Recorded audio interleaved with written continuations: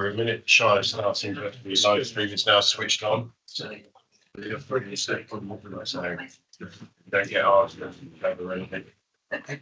What was empty for the live stream?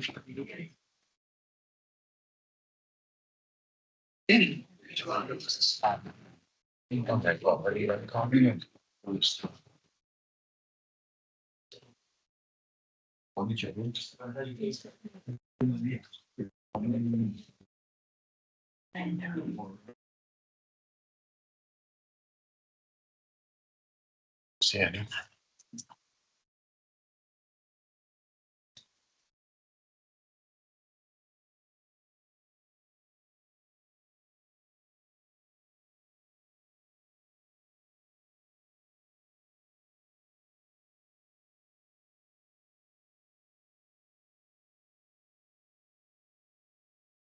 Okay, it's 2 o'clock. Welcome everybody. Before we get going, brief introduction. My name is Vince Hunt. Welcome to this meeting of the Northern Planning Committee. I am normally the Vice Chairman, but in the absence of the Chairman today, I will be chairing this meeting. A little bit of housekeeping. We're not expecting a fire drill today, but in the event of the alarm sounding, please leave the building and gather in front of the building. I'm obliged to inform you that this meeting is being live streamed and recorded. But I also ask that you please ensure that your mobile phones are switched off and ensure the volume on your laptops are muted. To ensure the members of this committee and all the points raised by public speakers are properly heard, I must advise you that I will not tolerate any disruptive behaviour. This is a meeting held in public and not a public meeting. And if such behaviour does take place and persists, I will adjourn the meeting. Members should ensure that they are present through the cannot vote on an item if you've not heard the full debate. Can members and officers introduce themselves each time before they speak, so that those listening on the online stream know who is speaking? I shall now ask the members of the committee and officers to introduce themselves. Ted, we'll start with you and then we will come round to Tabitha. Ted Clark, Councillor for the Republic of H&L. Roy, so you're next. Royal Crofts, Shropshire Councillor for Market Drayton, East, War and Notting House. We use that. Sorry. Thank you. Councillor Jeff Elmer, I'm the member for Ellesmere Urban.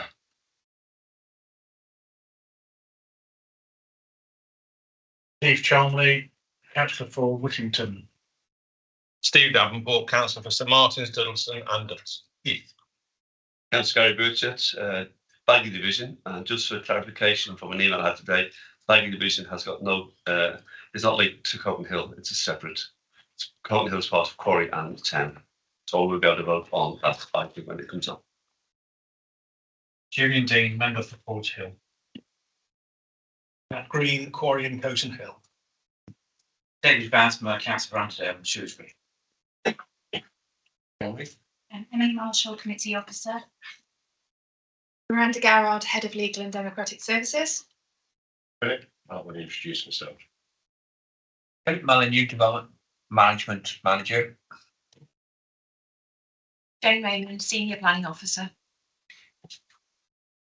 Kelvin Hall, Principal Planner. Pat the List, Planning and Development Services Manager. Okay, thank you. So we'll move on to the agenda. The first item is apologies for absence. We have had Councillor Joyce Barrow, who is being substituted by Councillor Davenport, and Councillor Paul Wynne, who is being substituted by Councillor Roy Allcroft. Next is item 2, which is to confirm the minutes of the meeting held on the 15th of August 2023. I'm looking around the room. Opposed, is that seconded? Seconded by Councillor Elmer. All those in favour, yes. Good. Any abstentions? Obviously, 2 votes that weren't here. Okay, thank you. Item 3 is public questions, and there have been none received. Item 4 is disclosed from interests. None of those.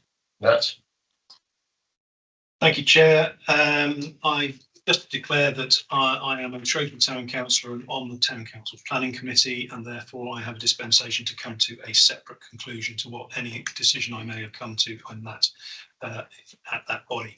I am also the councillor for the division regarding item number 5, and I will make a statement and then go to the back of the room when it's at that item. Thank you. I also am going to have to declare an interest, which will ensure that I have to leave the room on the Coton Hill item number 5, as I have just been reappointed to the board of Star Housing. And as such, as I said, I will leave the room, but we will need to just have a quick vote on a vice chair. I'm going to propose Ted. As an experienced chair of planning meetings, takes the chair. Is that seconded? Everybody happy with that? Are there any other nominations? No. Excellent. Okay.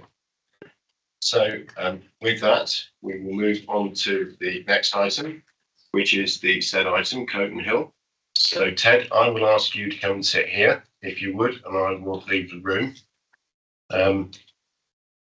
I would hope that somebody will let me know when you finish and don't finish the meeting without me. So, but I'll be just outside. Okay. You come to here because you can sit next to get legal advice in your ear then. Yeah.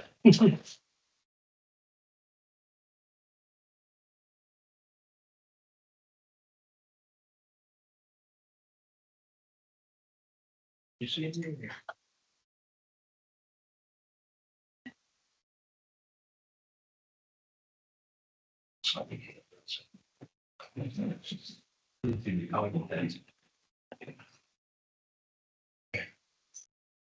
You're on. On. Yeah. Thank you. It's item 5. Okay.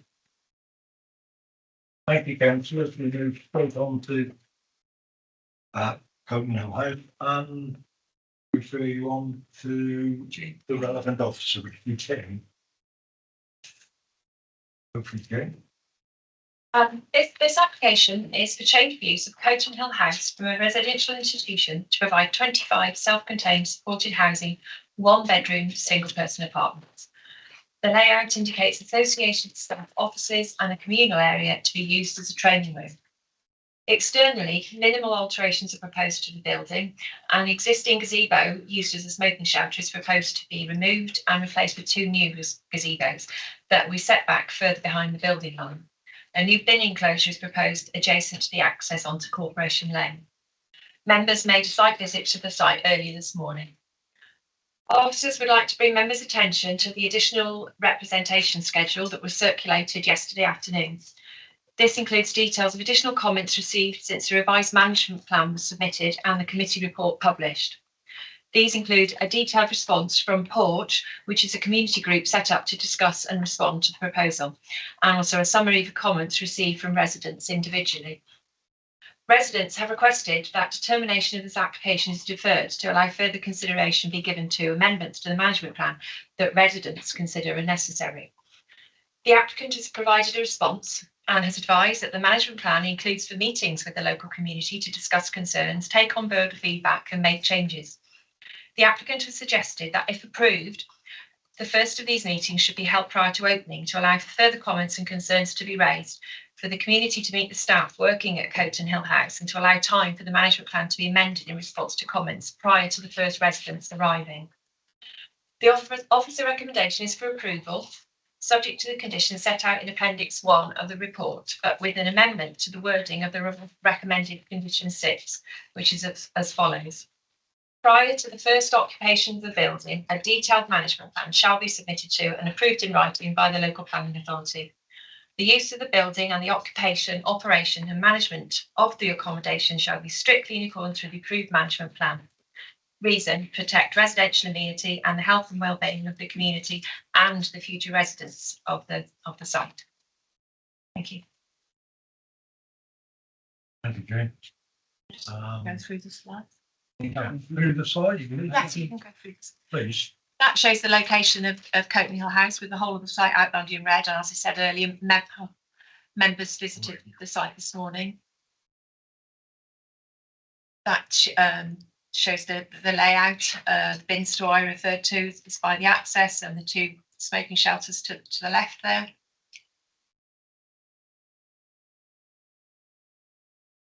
That's the proposed building as proposed, minimal alterations to the building.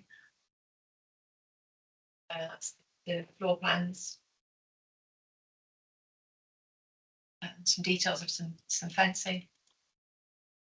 That's it, I think. Yeah. And these are some photos.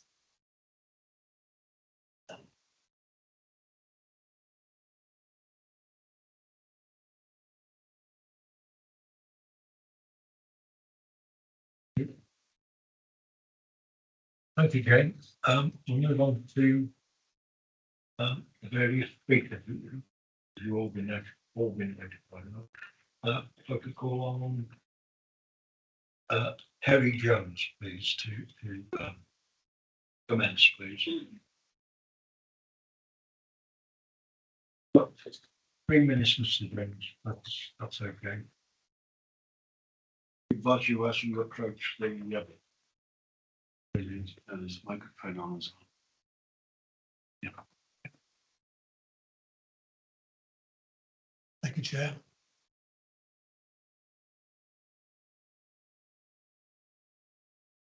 Chairman, you have 300 written objections to this proposals.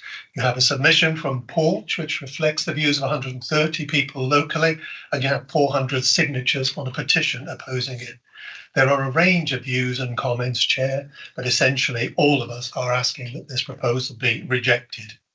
Rejected not out of a sense of collective prejudice, and certainly not from any sense of shallow NIMBYism, but because, Chair, we believe that this proposal is fundamentally flawed and in planning terms will impact detrimentally on our community and result in loss of amenity. Chairman, bringing together 25 single homeless vulnerable people into one location does present real potential for serious and sustained social disorder. Your officers say different. They say there's no evidence of that, and they ask you to dismiss that consideration. We strongly disagree with that view, Chairman. And if you're not persuaded by our submissions, we'd ask you to consider the recent problems experienced by the ARC.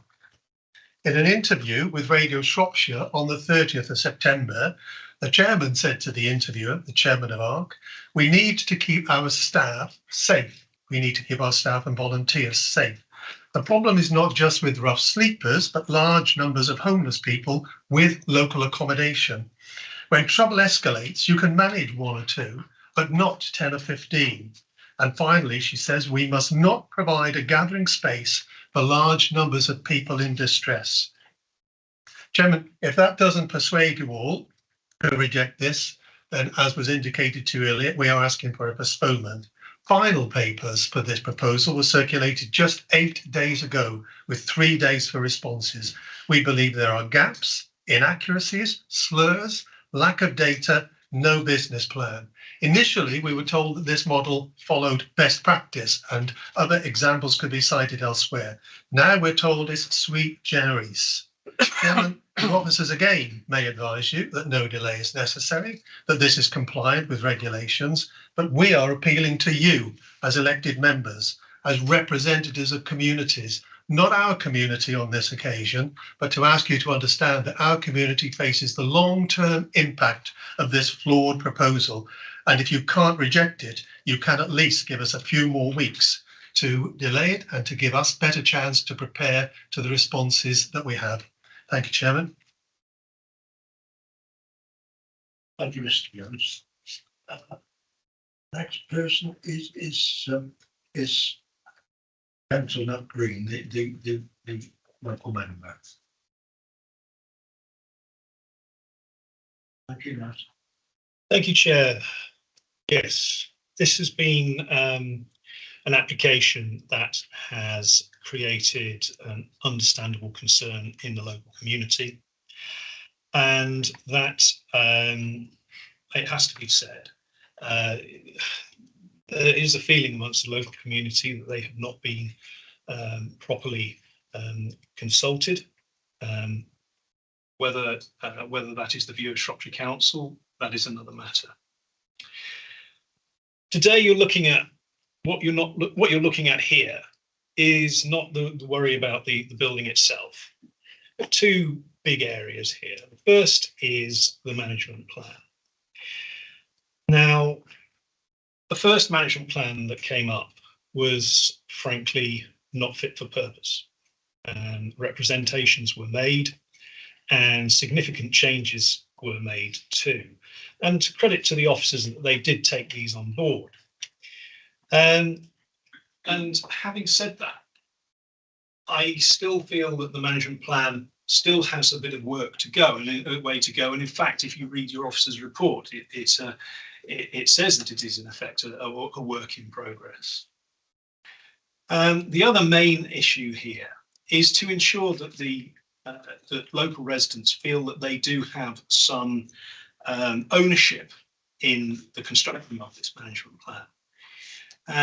As I said earlier, rightly or wrongly, they feel they have not been listened to properly by the local planning authority.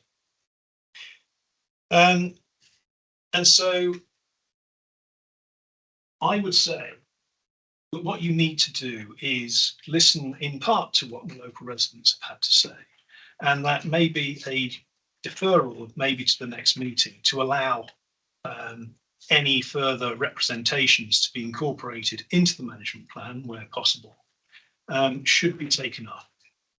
And in that way, local people can feel that they have had some ownership in this.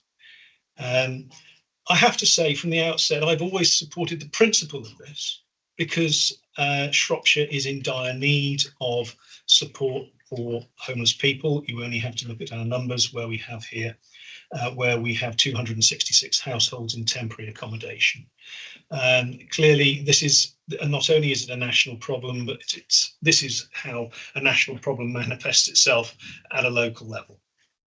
So we need this building, but we also need to have the people on board.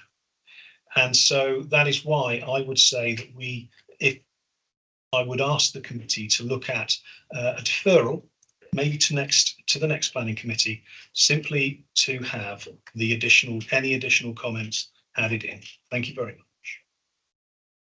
Thank you, Councillor Green. Okay. Next, if I could call Mr. Kevin Davies, the agent for the developer, please. Hello, Mr. Davies.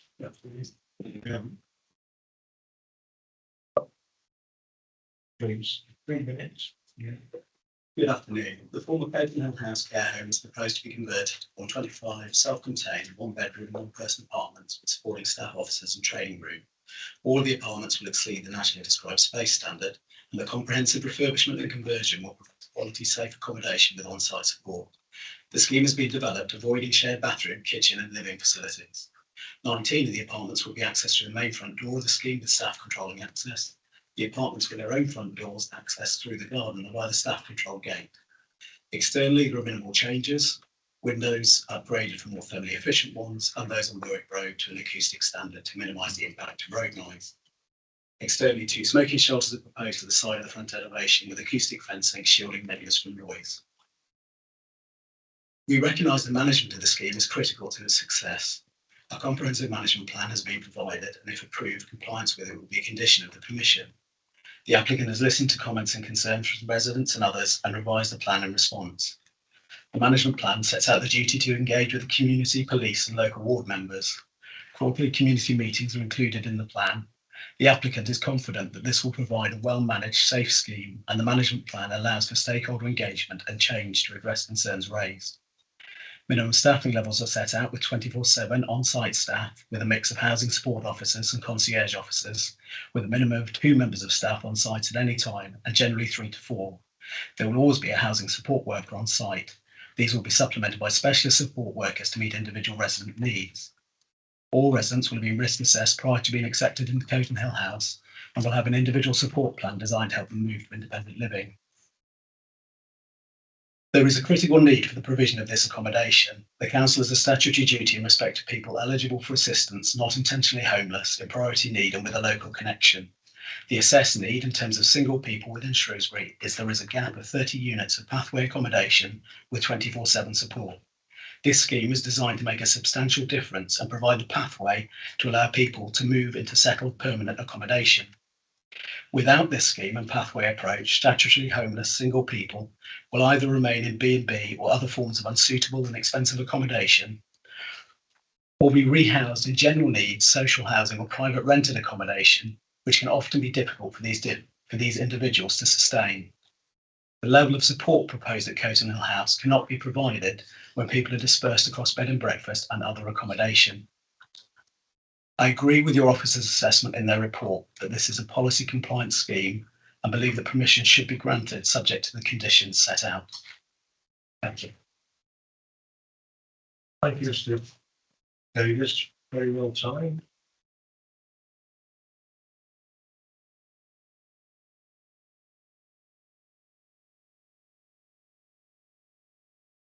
Does the officer wish to add anything? There's been a request from the resident speaker and the local member for members to defer the application for further consideration of the management plan. But my recommendation is to approve the application, but with a condition that says prior to the first occupation of the building, a detailed management plan shall be submitted to approved in writing by the local planning authority. So hopefully that there won't be a need for a deferral, because the deferral was at the request of the management plan to be reviewed, and that's exactly what that recommended condition will provide for. Thank you, Mr. Rain. Okay. Councillor Birchett. Thank you, Councillor Clark, Councillor Gary Birchett, I'd like to do some. No, we want it. I've also done it. Mr. Chairman, Mr. Acting Chairman, can we seek some legal advice, please, on the actual plan versus the management plan? We're a planning committee and we're here to approve a plan for a development of a building. We're not here to approve the way the building is run after we approve the plan. So we just have some legal advice on where we stand with that, please. Good question. Thank you. I think, as you would have seen from your officer report, councillors, yes, you are being asked to approve this change of use of this building, but the use to be acceptable as indicated by the planning officer does need to be managed appropriately, hence the need that's considered to have a management plan. It's not unusual within conditions on planning applications that there are assorted management plans for different aspects of development to be required by way of condition. You'll have seen there's all sorts of different types of way that we expect things to be managed, construction management plans for different types of development is entirely usual. So, and the concerns raised by residents and given the sort of sui generis nature of this, that we've got these 25 households, if you like, it is considered that this is a management plan is necessary. Otherwise, the condition wouldn't have been recommended by the officers. Thank you. Councillor Dean, please. Thank you. Yes, Councillor Dean, Broads Hill. I actually have a question to the applicant. That's appropriate. So I just wanted to know whether the individual occupants will be managing their own fuel bills, or whether there's a collective arrangement for that. Yeah, so it will be individual. The idea is to be as close as possible to then move settled accommodation. Okay. In which case, I just wish to make a comment, which I think that's disappointing. I think there was an opportunity here to do something, both in terms of energy efficiency, but also perhaps in terms of moving to a system that would support their living a little bit better. I think one of the risks for people in a household like this is precisely managing their money, and perhaps there was an opportunity to do something around a collective heating system, which could have allowed for that to be managed in a different way. I think that's a shame. Thank you, Councillor Dean. Any comment?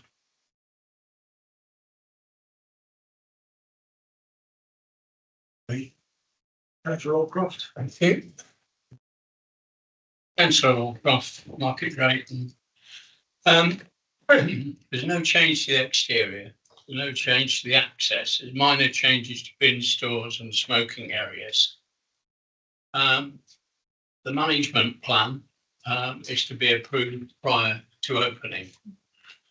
So I'm a little bit baffled as to why anybody would want a deferment when the outlook from the houses that surround that building at the moment, with its blanked off windows, etc., and the length of time that it would take to convert the apartments, should this planning application go through, would give ample time for discussions to take place between Star Housing and officers to ensure that both the residents, well, all three parties, Star Housing, the residents and residents locally, are at peace with each other about how it is to be managed. So firstly, I don't agree that we need a deferment. Where are we? I'll just take a look at. There is also something I don't like in planning, a presumption that things will happen, a presumption that we are going to see antisocial behaviour. We don't know that. We can try and mitigate that by having the right antisocial behaviour mitigations in place in the management plan. But as it would appear that certain people are making assumptions automatically that we're going to get masses of antisocial behaviour. This is a planning committee. We're looking at the application for 25 units for single occupation. We're looking at a management plan, which is partly underway and will be underway and agreed before the first applicant goes in there. I can see no reason why this can't go ahead. And personally, I would support it and I would propose that we support the application. Thank you. Thank you, Councillor Aldcroft.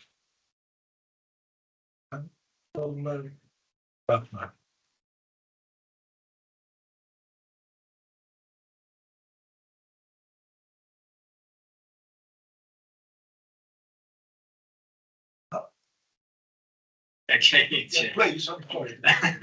Thank you, Chair. Thank you, Chair. I just want to say that I very much support this application. I think there is a need for this accommodation, and I think the reasons for it have been outlined well in the report. But I do and have concerns about the management plan and about the way in which residents have found out about some of the details. And I do take the point that the referent said about the need to get proper consideration of all the points, all of the things that have been submitted, some of which have been submitted late. So I think we should have deferral. I don't know quite how you should, how you want to.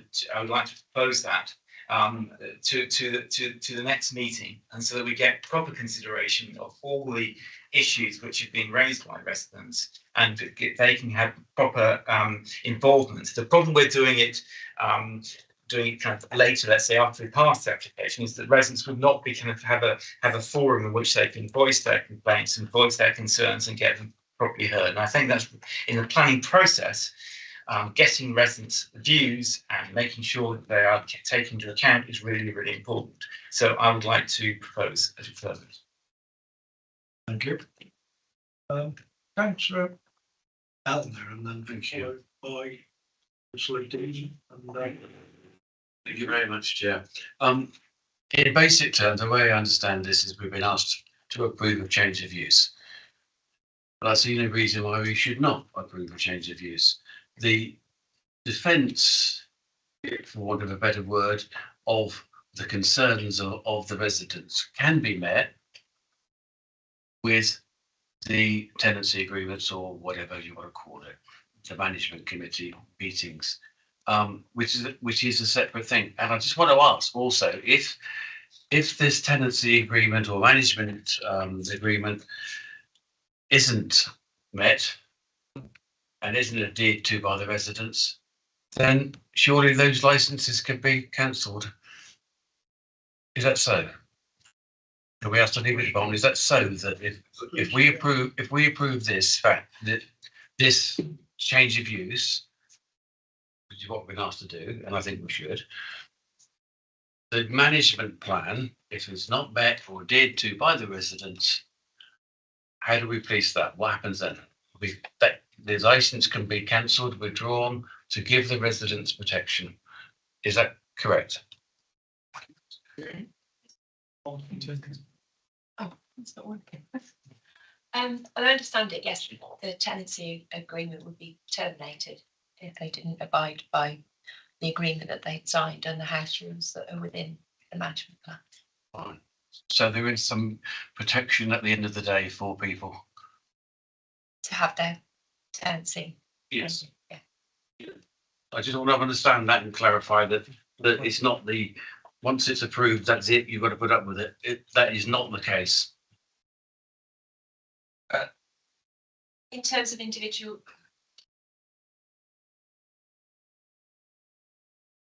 Can I? In terms of individual tenancy agreements, you asking the question, individual tenants being asked to move. Yeah, that's right. Yeah. Thank you very much indeed. What we're trying to be clear is that is something that we have covered in the management plan. Right, that's good. Thank you very much indeed for that. Thank you. Thanks. Julie, Thank you very much. Thank you. Yeah, I do think we're obliged to actually respond to the points that are raised by people who've come in to speak. So I did want to just respond around the issue of 25 residences, and I certainly can see an argument for this sort of accommodation being at a smaller scale. I can see that does make a lot of sense. Unfortunately, it does also seem to be the case that in terms of being able to staff this adequately, that the economy of scale is pretty crucial from the point of view of financing this. So I get why the application has come forward for 25 units, and I get why Shropshire Council and the applicants are supporting something at that scale. So I'm afraid that I think on balance, I do support that use for this building, but I do hear the point about 25. So I just wanted to acknowledge that. The second point is just coming back to the services and bills. I do really think it's a shame that we haven't taken the opportunity to do a sort of a ground source heating system, so you can treat heating as a service, which would then allow it would allow a little bit more control over helping people to manage their expenses, which clearly is an additional stressor to people who are moving into independent living, as well as being a potential for a carbon saving there. And then finally, just in terms of the timing, I see no problem really in us just going that extra mile to make sure that we have as much understanding and communication with the community as possible. I'm basically in favour of this project on balance, but I don't see any problem with an additional time. I don't think it was simply about responding to a new management plan. It seemed to me in the paperwork that local objectors were saying there was a series of documents that they hadn't really had time to look at, and I think it's perfectly reasonable for us to just give that little bit of extra time for that to take place. And I would expect to then support this scheme, but I do support the idea of a deferral for until the following meeting. Thank you. Thank you, I'd like to second Royal Croft's proposal that the officers accept that we accept the officer's proposal. I think it's a great scheme. If it can be managed through the lease, and basically what you're saying, if somebody's unruly, you get rid of them and find somebody more suitable. So as long as you've got that control and you can promise that control's there, I definitely second it and approve it.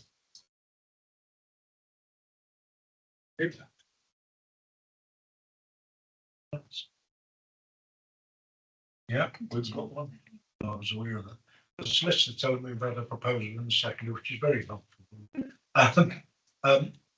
Okay. All those in favour. So does the referral, is that an amendment proposal that's been proposed here? It was. There was no second. Yeah, no, I'm seconding that deferral. Now, yeah. I did say, I did. I did say, Well, you did, I think, yeah.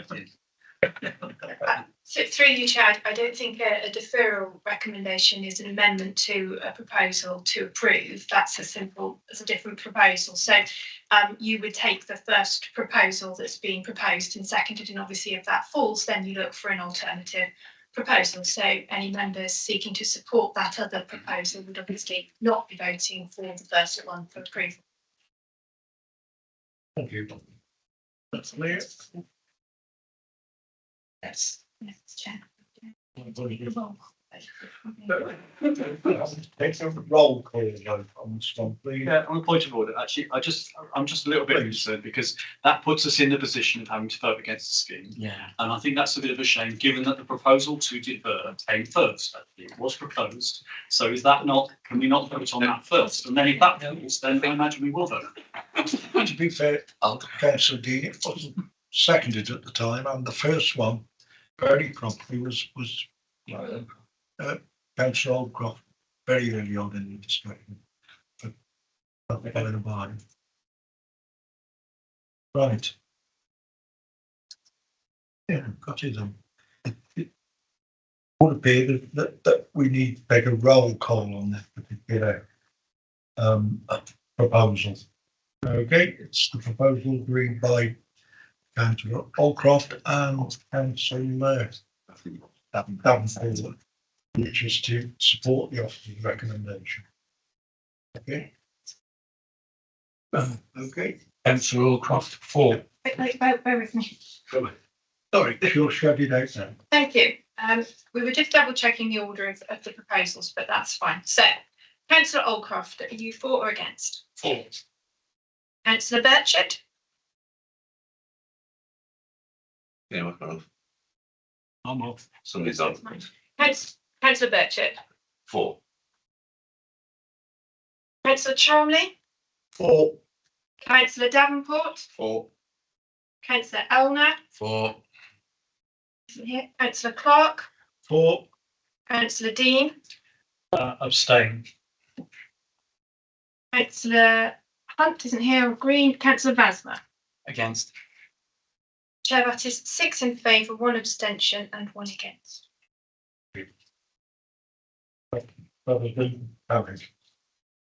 Thank you, everyone. Thanks to the public for their attendance.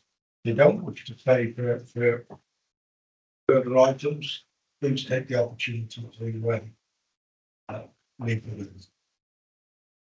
I'm just calling the chairman back. Thank you for your patience. Thank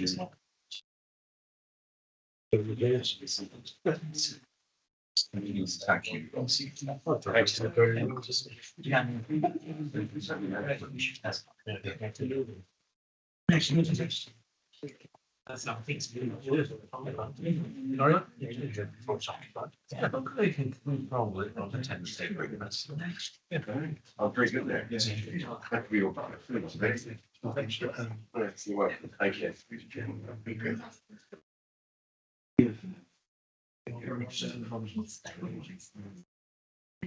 Mr. Chairman, just a housekeeping point if you don't mind before you carry on.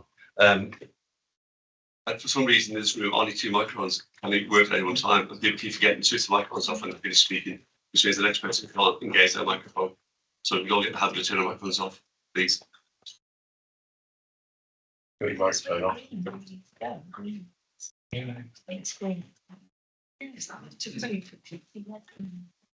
Okay, I'll just log back in.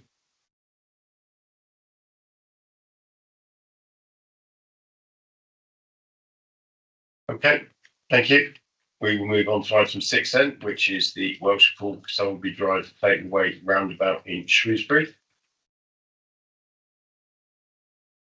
Well, the next 2 agenda items relate to freestanding sponsorship signs to be displayed on roundabouts in the Shrewsbury area. The signs are proposed to measure 8 centimetres wide by 500 millimetres high, fixed between 2 800mm high posts, and replace existing signs that are smaller. Members have considered and approved similar applications at 3 different sites at the July Northern Planning Committee and at 10 different sites at the August Committee. These applications are for adverse to the consent and do not require planning permission. Applications for advert consent should only be considered having regard to the impact on public safety and the impact on visual amenity, taking account of cumulative impacts. The first one here is at Welshpool Road, Somebody Drive, Clayton Way roundabout. The roundabout at this location is about 22 metres in diameter. The application was originally for 4 signs in place of 3 existing signs, and due to the increased size of the signs compared to the existing, the proposal has been reduced to 2 following a request from the case officer to help reduce the visual impact and cluttered appearance. The application is recommended for approval for the reasons set out in the committee report and subject to the conditions set out in Appendix 1 of that report. Okay, well, there are no speakers on this, so I'm looking at members. Second. Okay, got shots quick. Okay. Sorry. There was a speaker, but I'm down this end under the table. I'd just like, if I may. I'd like to say I'm sorry, but I cannot support the scheme. I support Shrewsbury Town Council's objections, which have been mentioned in the documents. Thank you. You're very welcome. Looking round, I can't see any other hands. It's been proposed and seconded. I suspect we need to do a roll call, will we? Show hands for this one. All right, show of hands then. All those in favour, please show. 2, 3, 4, 5. Any against? 3, 4 against. 4 against. So that has been approved with 4 to 5. Only vote. I would vote for it, so 6 to 4. Okay. Item 7 is the roundabout junction with Hanmer Road, Red Deer Park, Bank Farm Road, Shrewsbury. This I've done a lot of this already, but yeah, the same signs that I described earlier, and the roundabout at this location is approximately 16 metres in diameter. The application was originally for 4 signs in place of 3 existing and has been reduced to 3 of the larger signs rather than the 3 smaller existing. This application is also recommended for approval for the reasons set out in the committee report and subject to the conditions in Appendix 1. thank you. Again, there are no speakers, so I am looking around the room. Gary, I saw your hand first. Recommend approval, Mr. Chairman. Okay. Just a question from me. This went through scrutiny some years ago. Why are we actually having a planning to approve them that was agreed many years ago that the officers could sell this space on behalf of the council? So just a question. Yeah, it's probably one that I can answer. I believe these signs are slightly bigger than and they were only given a 3-year approval, if I remember correctly. But I'm sure, is that correct? The original planning permission for the signs on the roundabouts, they were given some time ago, and they were the smaller signs, yeah. But you were referring to a different. Not all roundabouts in Shropshire. Yeah. Every roundabout had this agreement many years ago. Yes, there was a planning permission for putting smaller signs on all of them. Okay, so it's bigger signs. Are bigger. You've answered the question. They need advert consent, and it has to be determined at committee in a council application. Okay. Yeah. 5 seconds.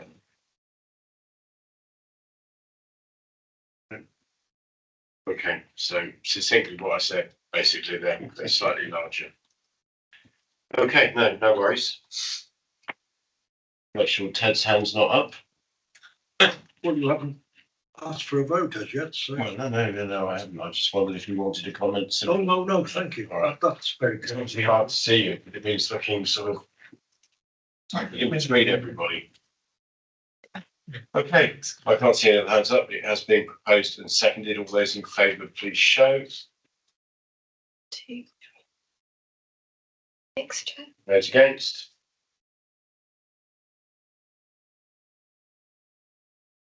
Six to 5. Can't be 6 to 5. It's the 4 issues. It's got to be 6 to 4. Apologies, I can't count.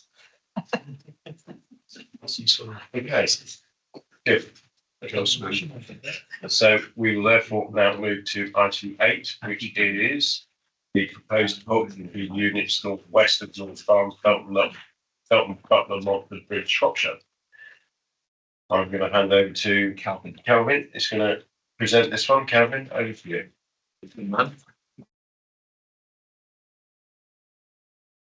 Thank you, Chair. This is an application for the erection of 4 poultry rearing buildings, 8 feed bins, biomass store, an amenity building with landscaping and tree planting on land to the northwest of North Farm, Felton Butler. We've had 2 further representations received today. The first was an additional public representation. In summary, saying that the odour report has the same inadequacies that were identified by an appeal inspector earlier this year, despite being produced by a different consultant, and that this matter should be added to the grounds for refusal. And then the second one is some updated comments from our environmental protection team that arrived today. They highlight that the impacts arising within the site would be regulated under an environmental permit. They do not have any concerns over manure management, subject to appropriate conditions being imposed. No concerns regarding noise, but in terms of odour, they say that in order to address concerns that were raised by the inspector in a recent appeal decision, further information is required to demonstrate that the input data and peak levels have been adequately considered to ensure that the odour predictions are sufficiently robust.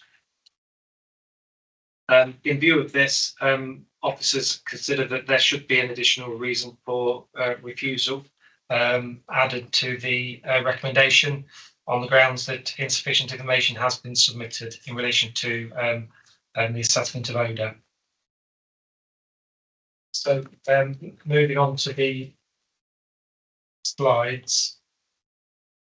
This is the location. It's situated to the northwest of settlement of Felton Butler, southeast of Nestcliff, and you can see the A5 trunk road in green to the northeast there. Access will be to the northeast along the highway in yellow where the arrow is. You can also see on that slide there's an existing poultry farm as well at Manor Farm, just to the southwest of Felton Butler, which has got already got 7 poultry buildings and has also got permission for a further 2, which haven't as yet been constructed. Next slide. This is the further location plan showing the position of the buildings proposed within the site. Next one. And then a more detailed one showing the 4 poultry buildings and then the amenity and the biomass storage buildings to the northeast. And then in grey, the access road linking up to the public highway to the northeast. Plan and elevations of the buildings and the feed bins.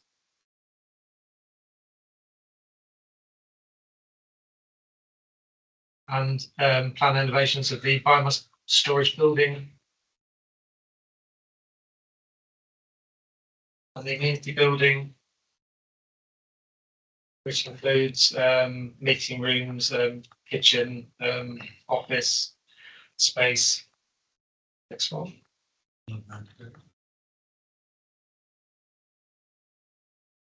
This is a sectional drawing showing the height of the poultry building and feed bins in relation to hedgerow, and on the top left hand of the slide there you can see the proposed earth mound that will go around the development. Next one. Further detail of the site access and the proposed visibility displays onto the carriageway. I'll show you some photographs later as well of the access road at present. Proposed landscaping. This would include hedgerow planting around the edge of the buildings, an earth mound, 1.6 metres high, and also management of existing hedgerows up to a minimum of 3 metres high. Next one. And in relation to ammonia mitigation measures, it's proposed that an additional area of woodland planting will be planted, shown in green there, just to the northwest of the proposed buildings. So this is the existing Foregate highway from which the new access point will be taken.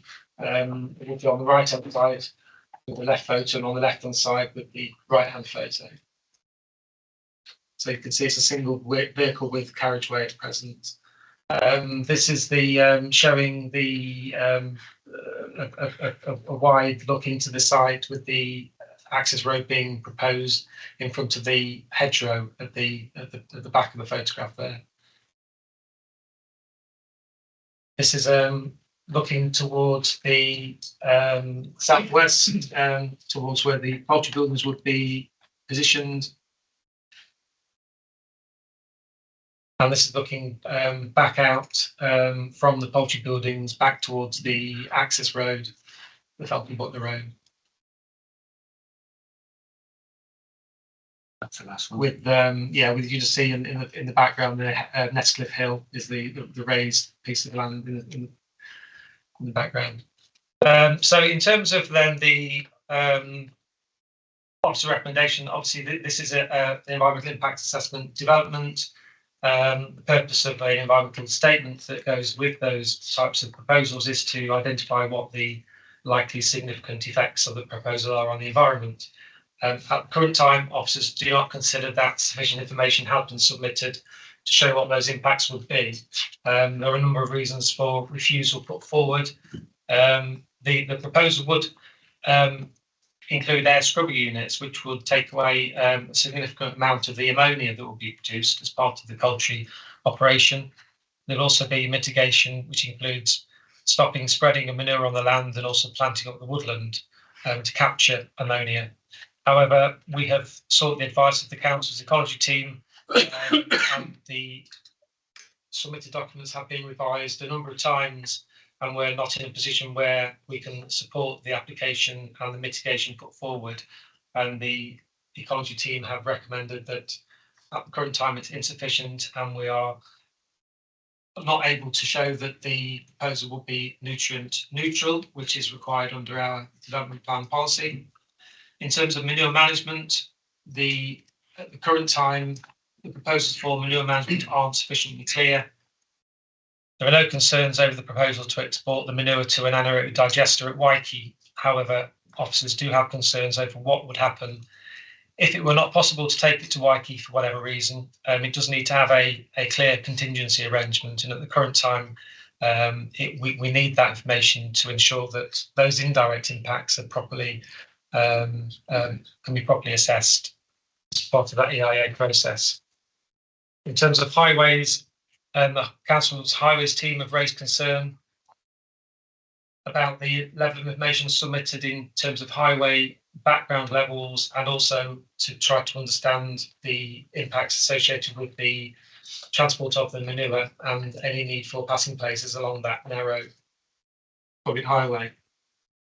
In relation to odour, as I say, we've had a representation this morning from the council's environmental protection team, who consider that we haven't had enough information as yet to demonstrate that the odour assessment satisfactorily looks at what the peak level emissions would be during the clearing out process, for example. And in terms of landscape, there will clearly be some level of landscape impact. And although these could be mitigated in time with planting, which would develop over a period of years, at the current time, officers do not consider that there are sufficient benefits of the proposal to outweigh the impacts described earlier, and also the inherent landscape impacts that there will be. And therefore, we're recommending that planning permission is refused. It should be noted, though, as it is on the report, that the consultation period has not yet expired. So the recommendation is that permission is refused, subject to no significant additional material representations being received during this further consultation period. Thank you. Okay. Thank you, Abbey. We do have a speaker on this, Mr. Richard Corbett, who is the agent. Mr. Corbett, if you'd like to come forward. You've got 3 minutes. Are you going to clock watch yourself, or would you like me to give you a 30 second? Thank you. It's quite big. All right. Thank you. Good. It'll start from where you start. Good morning, Mr. Chairman and members of the Planning Committee. Thank you for the opportunity to address you today. The planning proposal, as Kelvin has set out, is for the 4 poultry rearing units. We have 2 questions to you as a planning committee today, and the first is why the rush? For over 5 years, this application has been in, and it is brought before you prior to the consultation even finishing. We're awaiting information from Natural England, and in fairness, wasn't when I prepared my speech this morning, but we've now got an objection on odour that we have only been made aware of while we're here, and that is on a document that has been submitted since 2010. The appeal decision was over, I think, 12 months ago, and we, have not had opportunity to comment on that. It's just been brought for refusal. And the second point is, what is the point? Shropshire Council spend a lot of money on external consultants to then override them. Where is the cost benefit in this and the reasons for refusal? Turning to the reasons for refusal, there's, as stated, there's 9 versions of our ammonia report, which we've been working with Shropshire Council, which we are very grateful for. We've been told by our ammonia consultant that the information is all within the report submitted, and our reports take a precautionary approach, which we believe would be successful if tested at appeal. The scheme shows a betterment to nitrogen neutrality compared to the current situation with substantial landscaping and woodland planted. We're disappointed that the export of manure to AD or to Gamba is questioned, as it has been supported previously by your committee with positive recommendations from your officers. With regards to the ammonia, we also note that Natural England have not responded yet. With highways, again, disappointed with the word we use. WSP, the external consultants, replied 5 years ago, a copy of which is not within the report in front of you, to state that the application was acceptable, subject to 2 conditions. For the last 5 years, in extensive conversations with your planning department, highways has never been an issue before. On the 29th of September, there was an objection from your county highways with an objection asking for further information. Again, we've not had opportunity to address that. With regards to the landscape, again, I'd refer you to paragraph 4.110 within your report. Please read it. It's very clear. Your external consultant is happy with the reports that we've submitted. The economic benefits, again, these are set out as we have done previously. We appreciate this additional information has been asked. We wish to invite the committee members to visit the site, especially with regards to the landscape and highway reasons for refusals, which we believe are contradictory to the outside consultants employed by Shropshire Council. We believe the only way forward, or would request a way forward for you as a committee members, is to request or to suggest that the application is deferred to allow the applicant to address some of these last minute issues, but we do not feel we have been fairly treated on. If you just pop your microphones up on the way, they have been causing issues. Is that right? Yeah. Yes, Abbey, you are officially off. Anything, Calvin, you want to pick up on what's being said? Because there are no other speakers, and then I will go to members. I've got so far Councillor Burchett and then Davenport. Just one thing, just in terms of the consultation, full consultation has been carried out as part of the application. In view of the length of time that the application has been in, we have undertaken a further round of consultation, which is the one that we're awaiting the expiry of. However, all of the statutory consultees and all of the publicity has already been undertaken as part of the application. They've all been covered in the report, and we have had, in terms of the statutory consultees, other than Natural England, we have had the responses back that support the recommendations for refusal. Thank you. Okay. Councillor Gary Burchett, you indicated first. Thank you, Mr. Chairman. Councillor Gary Burchett, Abbey Division. My concern is on item 3 of the refusals to do with the landscaping. On your slide, I couldn't quite decide how close the 7 poultry unit was up the field, and if the landscaping in that is satisfactory to be passed, what's the difference between these currently? Is it higher on the topography, or is it more obvious? But surely if they're planting trees and other hedgerows around it, they will take time to develop. Once they develop that, they'll complete their task. Thank you. And back on that. Yeah, clearly we have granted poultry buildings in this general locality in the past, and we've also granted an extension to that site as well with an additional two buildings. I think that the issue with the landscaping impact here is that clearly with a development of this scale, there's bound to be a landscape impact and visual effects, and what you'll see, probably not on that one, but in other slides, you can possibly just see. Actually, if we go to the first one, which is the location plan.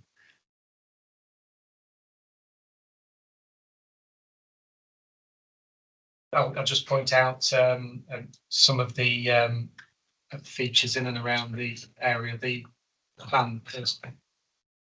It's too slow. Around, you just see around the southwestern side of the application site boundary there, although there's no development being proposed in that part of the application site, there are dwellings in and around the site that you can see. So clearly there will be some level of adverse visual effects, and because of the scale of the development, there will be some level of adverse landscape impact as well. Now, that's not to say that that is overriding. However, we are highlighting that the applicant's own landscape and visual impact assessment has identified that there will be adverse impacts, not necessarily significant, but that still they will be adverse, and therefore, in the absence of any benefits to outweigh the impacts, then it's appropriate to include that as a refusal reason. For example, there may well have been in the Manor Farm proposal, one that you were talking about, there may well have been an absence of other impacts such that the landscape impacts were weighed up differently in balance. Can I come back, Mr. Yeah, briefly, and then I'm going to bring the next councillor. So can we not bring a condition in where they maybe double the landscaping or fit an extra landscaping as a condition rather than a reason for it? Well, there is a landscape plan being proposed, which includes, quite significant levels of landscape enhancement, including a 3-hectare block of woodland. Okay. Okay, thanks. Okay, I've now got Councillor Steve Davenport, and then Ted, and then Steve Charnley. Am I right in thinking or hearing that?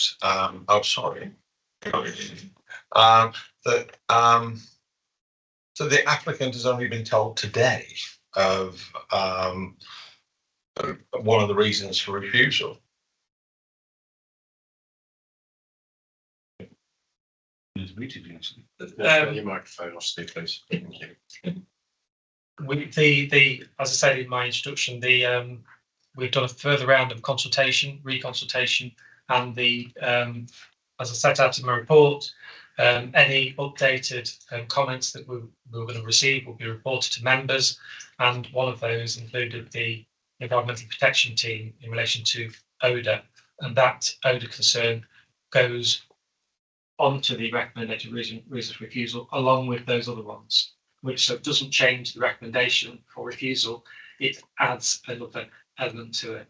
Thank you, come back. Yeah, briefly. I've not been around for a while, but I've been on lots of these applications over the years, and it's no different than anything else I've ever been involved with. And I can't see any reason we should be refusing this, and I wouldn't be able to support that one, I'm afraid, of this instance. Thank you, Councillor Ted Falk. Thank you, Chair. Just something very brief, probably irrelevant, but I wanted to ask the officer Kelvin if there'd been any comments from RAF Shrewsbury. I seem to recall not so long ago there was considerable concern from that quarter regarding the possibility of smothering claims as a result of the helicopter exercise that go ahead there on a regular basis. Please, we should include them, I think. Kevin, microphone off, Ted, thank you. Cheers.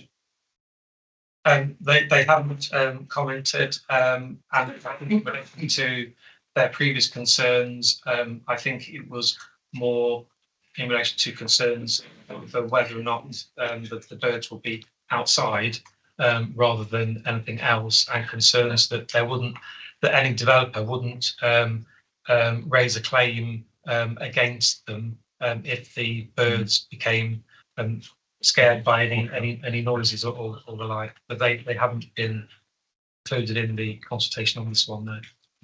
Briefly, could I, should we not include the RAF in future as a casualty in future? This sort, please. Yeah, I'm sure officers will take that on board, and if it's possible, they might, and if not, then they won't. Okay. Councillor Steve Shelley. Thank you, Chair. As you know, I'd like to keep things pretty simple. Colleague Steve Davies has already pointed out that you've got a development pretty well adjacent to this already, which has been approved and extended already. There's significant funding and planting as part of the application. In an ideal world, I would like to support it. However, there are several outstanding issues which need to be addressed on both sides as I hear it. So with that in mind, I would like to propose that we defer this application until all those I's are dotted and T's are crossed, and then can come back and consider it in full and potentially have a look at the site in a site visit. So, Councillor wants to comment on that, Tabitha? It's obviously open to the committee what they'd like to move forward with the recommendation, but I'd just like to come back on some of the points about the consultation. Kelvin has been, as the case officer for a number of years, trying to work with the applicant to resolve the outstanding issues. No pre-application advice was sought on this application, which is the route that we would recommend, that issues are resolved before submission through pre-application, and that has been in place for a long time. It's a long time for a negotiator on an application. Rules keep moving. We have to get to a point when we say, okay, we have got as far as we can reasonably now. The applicant, if this application is recommended for refusal, will have a pre-go. So they can come back and resubmit. A lot of reasons for refusal set out here are things that could be overcome with sufficient information, but we have to get to a point where we make a decision on an application. We could be here in a year's time still working through these issues, which is what has been happening obviously for the last however long, which is why we would like to try and come to a conclusion on this application. That's why the recommendation is as it is. Thank you. Steve, did you want to come back on that briefly? Yeah, with that in mind, then I'll propose that we support it. Okay. Yeah, okay. The officers recommend. No, support the applicant. Then you have to, Sorry, to be clear. you have to be clear on what you're saying. Are you Supporting the application, not the officer. Right. So you're contrary to the officer's recommendation? Yes. Yeah. Okay. Councillor Royal-Croft. And then I'll look for a second. Yeah, I've got a part one and a part two to this. Kelvin, can you tell me what the water table is like around in that area that's developed, that's proposed in? I don't know what the water table is, but it's not within a flood risk area, if that's what you Well, to carry on, I'm more than conscious of the SSIs there.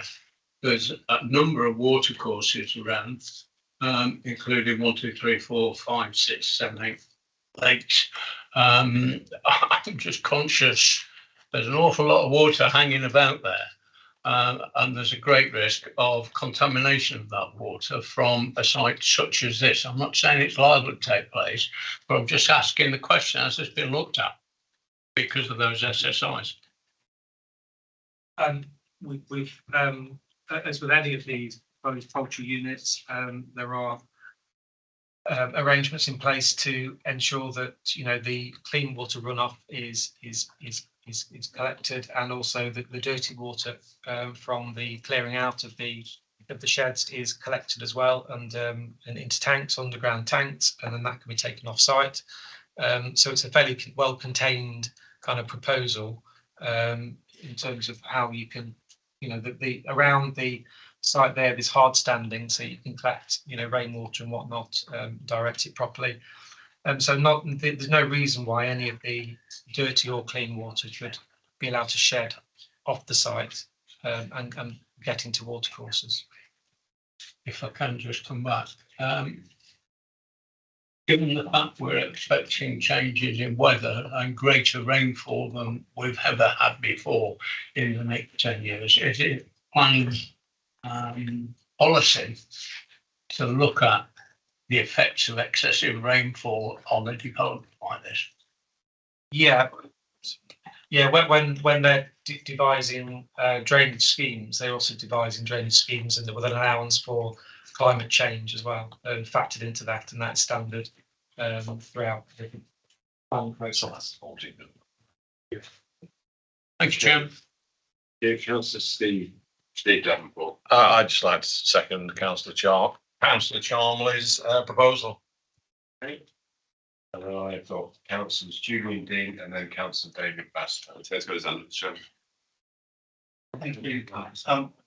So as I understand it, the recommendation to refuse is based on a lack of information and some real dangers, and there is even the opportunity for that to be responded within the consultation period. So there could be, as you say, another free chance to come forward. I find it quite unbelievable that anybody wants to overturn that recommendation and push through what could be a potentially damaging application. I'm absolutely against that and will support the officer's recommendation. I think it's quite irresponsible. Okay. I've got Councillor David Basment and then Councillor Ted Clark. Sorry, Ted, I keep missing you. It's okay. I miss you too, Chairman. Thanks, Chair. I'd just like to say I would like to support the officer's recommendation. I've expressed concerns about the number of poultry units that we get applications for in Shropshire. It is becoming a real issue, I think, in terms of wider society. And this particular application, there are real concerns. I could just read in the report 6.6.6. It says that in response to earlier concerns raised, the applicant submitted further information in September 2023. How this did not include an outdated ammonia impact assessment. I mean, that is one of the crucial things with these units, the ammonia, and I do think that we should support the officer's recommendation. Thank you, Ted. I'll be very brief. I would like to second the proposal that's just been made from Councillor Basman. No, it's you just oppose the. Sorry. Right. Sorry, I I'm going to try and wade a little bit through this and into this just a little bit myself. I completely understand after this length of time why it is that officers feel that this should be recommended for refusal. As Tom has said, a refusal gives them a second bite of the cherry with a free application. From what I understand, information has not been coming through when requested or has been coming through very sluggishly. I also understand what the agent has said, but some of these things, because the consultation period is not yet quite at an end, I do understand why they're finding out some bits of information today, because I think those bits of information only came through today. Is that correct? Now, obviously, some members are talking about supporting the officer's recommendations, and some members are talking about going against them, which I'm not entirely sure would necessarily be lawful. And Miranda would probably want to have something to say about that. I also somebody heard the word deferment. I wonder if perhaps it would be better to defer this one to allow the consultation period to close at the end of this month and then bring it back when everybody's had a bit of time to absorb the information that we've had and they've heard today, and everybody's had a chance to get hopefully all the stuff through. Obviously, we've had a proposal put through. If that proposal would be voted on first. My view is that a deferral would be better until the close of the consultation period. But that would mean the people who've proposed and seconded withdrawing that. I think that gives everybody a fair crack of the whip then. I would counsel perhaps that there needs to be a bit of an acceleration after 4.5 years at the other end to at least be working with the council enough to get them the information that they require put forward. So I'm going to go back to, I think it was Steve Davenport who made the original, Steve Chandler who made it. Are you content, do you want to stick with that, or are you happy to withdraw that? No, And we'll go for a deferral. as I said, my original suggestion was deferment. Yeah. But if we could put a timestamp on that and say, Well, by the end of the year. it will be to the next meeting, which will be which I think November the 12th. Makes sense. I think that just gives That gives a bit of enough time to do what they need to do. And That's fine. Steve? And you know, under your expert leadership and the way you've sold it, I'd agree with councillors and yourself. So I'm going to make the proposal then that it's deferred to the November the 12th meeting. I think that gives everybody a fair chance then to put their case properly forward, and I think it gives everybody a fair chance to do work with that. There's no reason November the 7th, I'm told, so I've been a week late, so it's a good job you said that. So that's what I'm proposing. Is that seconded? Okay, all those in favour of deferring it, please show. 6. And those opposed to deferral? 3. Ted, is your hand going up or are you abstaining? I'm abstaining. Abstaining, so 3 and 1 abstention. Okay, so that is now deferred till the November meeting, and as I suggested, perhaps there could be a bit of a problem on sharing of information and everything else, because we will need to make a decision at that meeting. And that wasn't me, that was something else that keeps making noises. Okay. That's being deferred to the next meeting. So we will move on to item 9, which is land adjacent to Cherncote Island, Waterfall Road, A5 Road. This is obviously one that we had before. A decision has been made on this, so it's not here for re-debate. I'll say that at the beginning. I'm sure Philip will make that clear. It is just that there has been from what was said at the meeting and from what was put into the minutes, there is a little bit of a discrepancy that needs to be sorted out and approved. So, Philip, with that, I will hand over to you. Thank you, Mr. Chairman. Well, as members will note in the update report, the recommendation for this is to grant permission subject to conditions as set out in Appendix 1 and the signing of a Section 106 agreement to ensure a financial contribution towards the North West Relief Road in accordance with detail as set out in section 6.10 of the report, which is annexed to this update. It simply is brought back to committee for member notification owing to a misprint in the minutes with regard to section 106 as outlined in this brief update report in front of you. And I believe there is a parish council comment who ran. There's no comments. Right, okay. No, so this fully understood. The parish council did send in comments yesterday. However, they were outside of time. However, this report is not before committee for reconsideration. It's only to update you with regards to the section 106 as outlined in the report. Thank you. Okay, as I said, this is not a re-debate of it. It is really a note of a change, but because we'd approved the minutes previously, we will need to vote on this change going into the minutes. Does everybody follow that? Right. So I'm going to move that we note and approve this change. That's seconded by Steve Chandler. All those in favour, please show. I think that's unanimous. Thank you. Thank you, members. We will move on to item 10.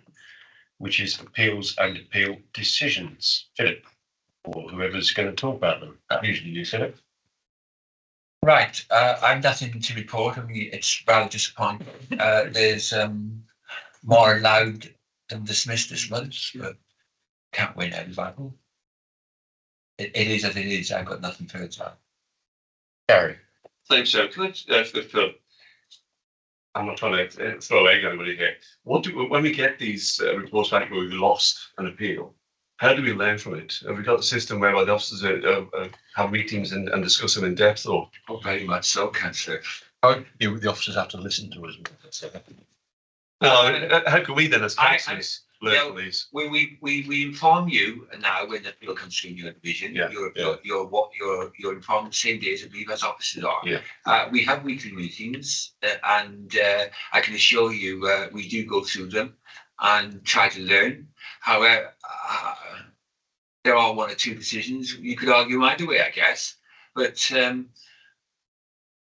we haven't a bad month this month. But they're minor applications. They're householders, and the fast track one, where there's no statement of the case written. It's just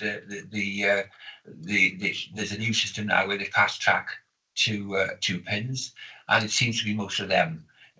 This month is what Pumba there, which is a prior approval from agricultural to residential. I know we've lost, but our overall record on them, I'm more than happy with. One in my past, a manager I worked with, I always remember him telling me, "Don't expect to win every appeal because you're not going to." I think the Shropshire average overall is pretty good, so I'm not too concerned. It's just that we've had a bad run this month on some of the minor ones. No, just to go straight. Well, let's tell us then. Is there perhaps a chance for the councillors to maybe have a half-day meeting or a 2-hour meeting whereby we go through reasons, we've lost appeals, reasons why we made decisions incorrectly that have gone to appeal and been overturned? I think you'll find that's what's on the agenda now if you want to think through it. But we are sent. Yeah, we are sent these appeals. training, but rather than We are. Yeah, I think there has been training on it. We are sent these appeals, and it does provide some learning for us. Yeah. Yeah, I think it's more, I think it's Philip touched on, sometimes we don't always agree with and we would still stand by the decision, but that's the inspectorate decision. Right. And I think, they do have targets to not approve every, application. So there's a balance that we have, and it is a little bit of, the planning is a bit of a grey area. There are slightly different views of different officers, and that's what happens with the inspectorate sometimes. But we can certainly have a discussion at some point about appeals as a training session. Okay, thank you. Councillor Green, he's hovering with his finger on the button. I told him to wait till after you. So you can have a go. The decision that regrettable decision does that mean that we will not be able to enforce any kind of wooden frame windows in our conservation areas? Well, you touched on one that we don't agree with, and that's a decision of the inspectorate. We're disappointed with it. As Tavis has touched on now, there are some we don't agree with. That happens to be one of them. And going back to Councillor Birch's comments, if a local member has an appeal in their ward they're not happy with, or they want better explanation, we are here. You can speak to us, the case officer or myself, and we're more than happy to run through them with you, because if we're going to appeal, we do like to win. But obviously, the law of averages, you're not going to win every one. But come through to us. And Councillor Green has touched on one, like I said, where I think our recommendation would still be the same. So it's in an Article 4 direction area as well, is it? I'm just going to add to that as well. Is that Philip used the word inspectorate, but I would prefer the word inspector to be used, because you turned it off. I was sharing yours. I would prefer the word inspector to be fed into it, because each inspector, it's a bit like having Ofsted into a school. They look at different things and have different interpretations. They're all playing kind of under the same umbrella, but what one might like, another one doesn't. If you had another 2 inspections after that, the other 2 might have improved it or upheld the decision. But it is a bit of a lottery, I'm afraid. I think Tavis said grey area. It's more in the land of wizardry for me, but there you go. Okay, Ted. Thank you. It's following on really from the point that the very valid point made by Councillor Green. It's can I take it from the conversation subsequent to that we aren't necessarily now in a situation where the precedent has been set and we allow, contrary to our own wishes, allow PVC windows to be put into similar areas that are. Miranda's got a finger on the button now, Ted. I think she'll answer that for you. Sorry? Miranda. Well, they don't provide a precedent in planning, as we know, unlike case law, of course. And each case is very, individual on its own particular merits of that particular building, those particular windows, and that particular location. And if you read that decision, and you can tell that it's pretty case specific.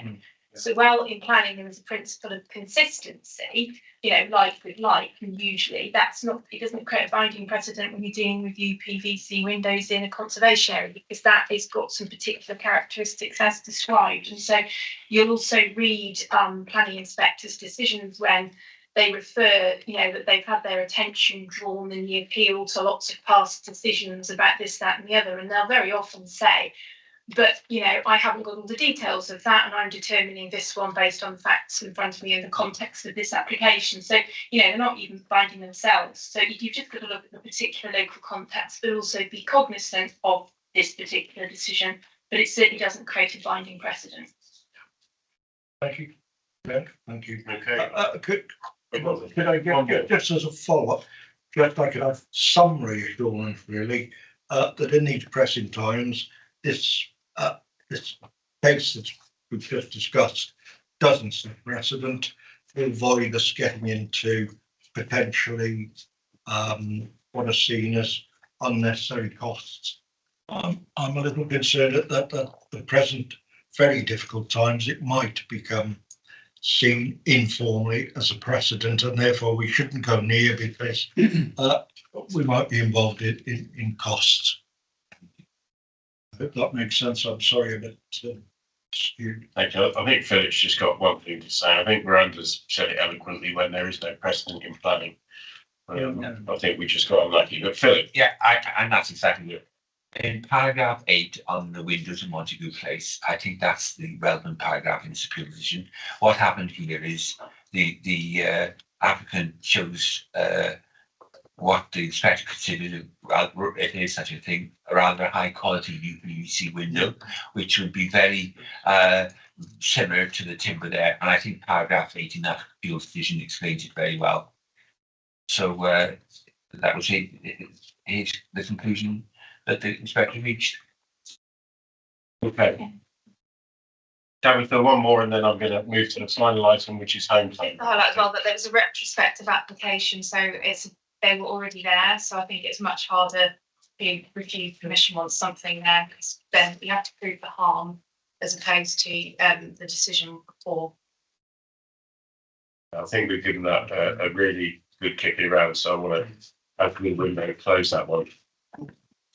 Okay, the date of the next meeting is, I've said incorrectly, but then correctly, the 7th of November at 2 o'clock 2023 in this room. Councillors, thank you very much, and apologies for me to step out for the third item.